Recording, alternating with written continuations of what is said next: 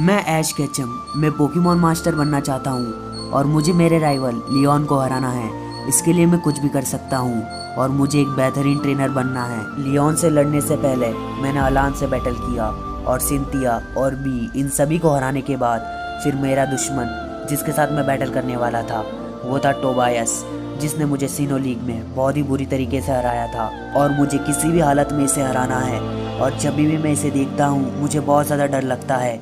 इसके पास इतनी सारी शक्तियाँ हैं और ऐसे पोकेमॉन हैं जिन्हें मैंने कभी देखा भी नहीं होगा। सच में इसके पास बहुत ज़्यादा ताकतवर पोकेमॉन है और मुझे कैसे भी कर कर वर्ल्ड चैंपियनशिप में इसे हराना है।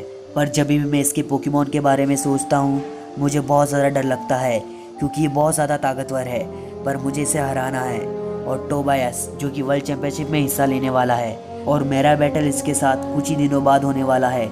इसलिए मेरी टीम में मुझे एक ऐसा पोकेमॉन चाहिए जिसके पास बहुत सारी ताकत हो और वैसा पोकेमॉन मैंने एक दिन देखा था। कुछ दिनों बाद मैं गैलार रीजन में गया, वहाँ पर एक ताकतवर पोकेमॉन को ढूंढने और मेरे साथ था गो।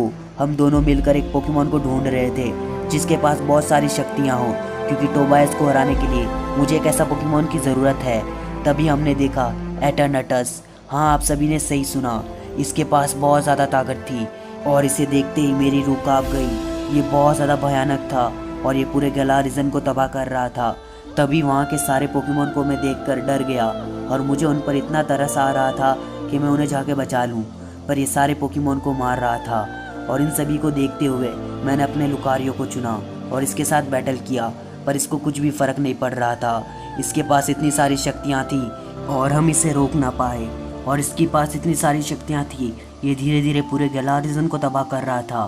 तभी वहाँ पर हम एक ऐसी चीज़ देखते हैं जिनका हमें अंदाज़ा भी नहीं था। ये अपने बड़े फॉर्म में आ जाता है अटर्नामैक्स, जो कि बहुत ज़्यादा ताकतवर था। तभी वहाँ पर रैक्वाज़ा और म्यू आते हैं।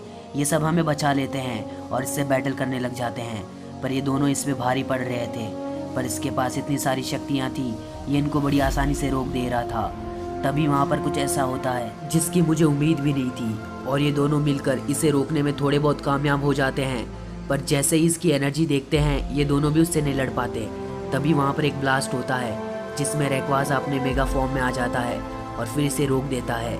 और मेगा फॉर्म में आने के पास इसकी शक्तियाँ बहुत ज़्यादा बढ़ जाती है और फिर एटर्नामैक्स जो कि वहाँ से चला जाता है। तभी हम देखते हैं इसने आधे गैलार रीजन को तबाह कर दिया और वहीं रैक्वाज़ा पूरे गैलार रीजन को ठीक करने में लग जाता है। और इसके पास इतनी सारी शक्तियाँ थी, इसने धीरे धीरे गैलार रीजन को सही कर दिया।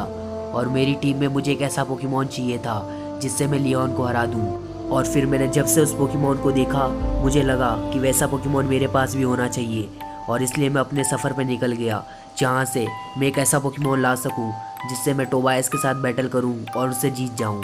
और मुझे पोकेमॉन मास्टर बनना था, इसलिए मैं कुछ भी कर सकता हूँ। और मुझे एक ताकतवर पोकेमॉन चाहिए था, इसलिए मैं पूरे गैलार रीजन में ढूंढने निकल गया, पर वहाँ पर मुझे कोई भी वैसा ताकतवर पोकेमॉन नहीं मिला।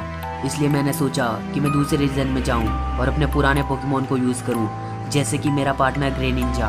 अगर मैं उसे बुलाऊंगा तो वो ज़रूर आएगा। इसलिए मैंने प्रोफेसर साकुराकी से बात कर ली थी और मैं और गो दोनों जा रहे थे गैलार रीजन से बाहर।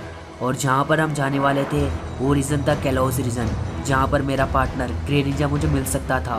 मैंने वहाँ काफ़ी जगह उसे ढूंढा पर वो मुझे कहीं नहीं मिला, पर मैं उसे महसूस कर सकता था।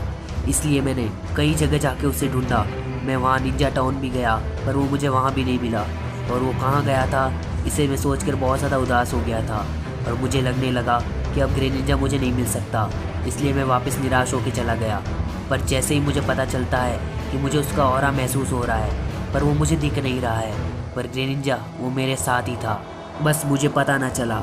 और जैसे ही मेरी वर्ल्ड चैंपियनशिप की बैटल नज़दीक आ रही थी और मेरा बैटल था टोबायस के साथ, तो मैं तैयार हो गया था।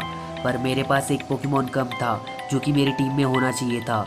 और जैसे ही मेरी और टोबायस की बैटल होती है वहाँ पर मैं देखता हूँ ब्रॉक और मिस्टी वो भी वहाँ आ जाते हैं और वो दोनों मुझे सपोर्ट करते हैं। इससे मेरा हौसला थोड़ा बढ़ जाता है और मुझे लगता है कि मैं टोबायस को हरा सकता हूँ। मुझे मेरे पोकेमॉन पर विश्वास है। तभी मैं टोबायस को देखता हूँ और मुझे उसे देखने के बाद बहुत ज़्यादा डर लगता है क्योंकि उसे देखते ही मुझे उन सारे पोकेमॉन की याद आ जाती है जिन्हें मैंने पहले देखा था और मैं बहुत ज़्यादा नर्वस हो जाता हूँ। पर जैसे ही ब्रॉक और मिस्टी मुझे हौसला देते हैं मुझ में वापस से जोश आ जाता है और मैं उससे लड़ने के लिए तैयार हूँ। क्योंकि मेरे साथ मेरे पोकेमॉन्स हैं और उन पर मुझे भरोसा है।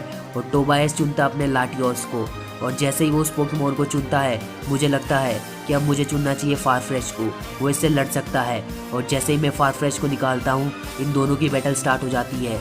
हालांकि स्टार्टिंग में फारफ्रेश बहुत ज़्यादा अच्छे से लड़ता है, पर उसके पास इतनी सारी शक्तियाँ थी, उसने मेरे फारफ्रेश को बड़ी आसानी से हरा दिया। और ये देखकर मुझे बहुत ज़्यादा बुरा लगा, पर मेरे फारफ्रेश ने बहुत ही अच्छी बैटल की। और जैसे ही उस पोकेमॉन को देखा मुझे पता चल गया इसके लिए मुझे पिकाचू को चुनना चाहिए, और मैंने पिकाचू को चुना क्योंकि पिकाचू ने पहले भी इससे बैटल की है। तो अब की बार दोनों की बैटल वापस हुई और इस बार पिकाचू ने अपनी पूरी जान लगा दी, जिससे वो थोड़ा सा डैमेज हुआ और मुझे लगा था कि पिकाचू से हरा देगा। और ऐसे इन दोनों की बैटल चलती गई। तभी वहाँ पर पिकाचू अचानक से अपने जाइगेंटिक फॉर्म में आ जाता है और उसके बाद इसकी ताकत बहुत ज़्यादा बढ़ जाती है और वो बड़ी आसानी से इससे लड़ने लग जाता है। और वो अपने सभी पावरफुल मूव यूज़ करता है और उसे बड़ी आसानी से हरा देता है और ऐसा थंडर शॉक देता है पूरे स्टेडियम में थंडर ही थंडर हो जाता है। और ये सब होने के बाद मुझे ऐसा लगता है कि अब मैं टोबायस को हरा सकता हूँ और वापस मुझ में जोश आ जाता है कि मैं अब टोबायस से लड़ सकता हूँ और उसके सारे पोकेमॉन को हरा सकता हूँ। वैसे भी मुझे पोकेमॉन मास्टर बनना है और जिसका डर था वही हुआ, वो चुनता है अपने डार्कराई को। मैंने इसकी पावर पहले भी देखी है, इसने मेरे काफ़ी पोकेमॉन को हरा दिया था और मुझे लगा था कि अब मुझे गेंगार चुनना चाहिए जो इससे लड़ सकता है। और मैंने गेंगार को चुना और गेंगार ने मेरा भरोसा बहुत ही अच्छी तरीके से निभाया। इन दोनों की बैटल टक्कर की थी और दोनों एक दूसरे पे भारी पड़ रहे थे। तभी मुझे पता चला कि गेंगार को ये अटैक आता है और फाइनली मैंने एक ऐसा अटैक किया जिससे गेंगार ने उसे काफ़ी ज़्यादा डैमेज कर दिया था। और बाद में एक ऐसा अटैक हुआ जिससे वो दोनों पोकेमॉन ही हार गए। हाँ, हम दोनों के दो पोकेमॉन हार चुके थे, अब मुझे चुनना था तीसरा पोकेमॉन। तभी टोबायस ने कहा तुम मेरे तीसरे पोकेमॉन को नहीं हरा सकते।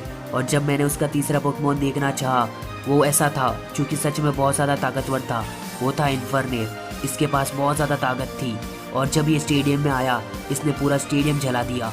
इसे देखने के बाद मुझे थोड़ा सा डर लगा था क्योंकि मेरे पास एक ऐसा पोकेमॉन चाहिए था जो इसके पोकेमॉन को हरा दे।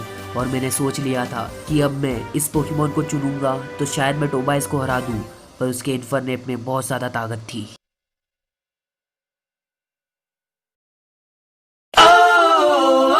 मैं हूँ सिकंदर, यूं कटते लंबे रास्ते, सभी साझा मेरे दोस्त हैं, नहीं थके रुके ना कभी, एडवांस बैटल है चुनौती कड़ी, जमीन